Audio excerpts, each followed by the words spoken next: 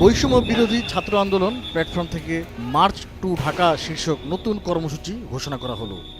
এর মাধ্যমে সারা দেশ থেকে ছাত্র, নাগরিক, শ্রমিকদের ঢাকায় আসার আহ্বান জানানো হয়েছে। যদিও 4 আগস্ট সকালে আহ্বান জানানো হয়েছিল আগামী 6 আগস্ট মার্চ টু ঢাকায় অংশ নেবে সারা দেশের জনতা। তবে আজ বিকালে আরেক ঘোষণায় কর্মসূচি আগামীকাল এগিয়ে আনার কথা জানায় আন্দোলনকারীরা। আজ সকালে ফেসবুকে বৈষম্য বিরোধী ছাত্র আন্দোলনের সমন্বয়ক নাহিদ ইসলাম লিখেছেন, আগামীকাল 5 আগস্ট সারা দেশে শহীদ স্মৃতিফলক উন্মোচন, ঢাকায় সকাল 11টায় শাহবাগে শ্রমিক সমাবেশ, বিকাল 5টায় শহীদ মিনারে নারী সমাবেশ এবং সারা দেশে বিক্ষোভ ও গণ অবস্থান এবং 6 আগস্ট মার্চ টু ঢাকা কর্মসূচি হবে। এছাড়া সব এলাকায়, পাড়ায়, গ্রামে, উপজেলায়, জেলায় ছাত্রদের নেতৃত্বে সংগ্রাম কমিটি গঠনের কথাও বলেন এই তরুণ। নাহিদ আরও লিখেছেন, যদি ইন্টারনেট ক্র্যাকডাউন হয়, আমাদের গুম, গ্রেপ্তার, খুনও করা হয়, যদি ঘোষণা করার কেউ নাও থাকে, এক দফা দাবিতে সরকার পতন না হওয়া পর্যন্ত সবাই রাজপথ দখলে রাখবেন এবং শান্তিপূর্ণভাবে অসহযোগ আন্দোলন অব্যাহত রাখবেন।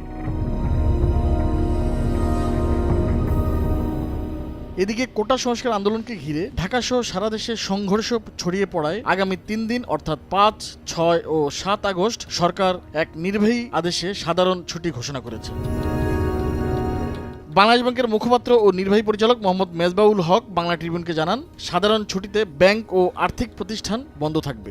এছাড়া আজ সন্ধ্যা 6টা থেকে পরবর্তী নির্দেশ না দেওয়া পর্যন্ত ঢাকা মহানগর সহ সব বিভাগীয় সদর, সিটি কর্পোরেশন, পৌরসভা, শিল্পাঞ্চল, জেলা সদর ও উপজেলা সদরে সান্ধ্য আইন বলবৎ করা হয়েছে। তবে বৈষম্য বিরোধী ছাত্র আন্দোলন কারফিউ প্রত্যাখ্যান করেছে।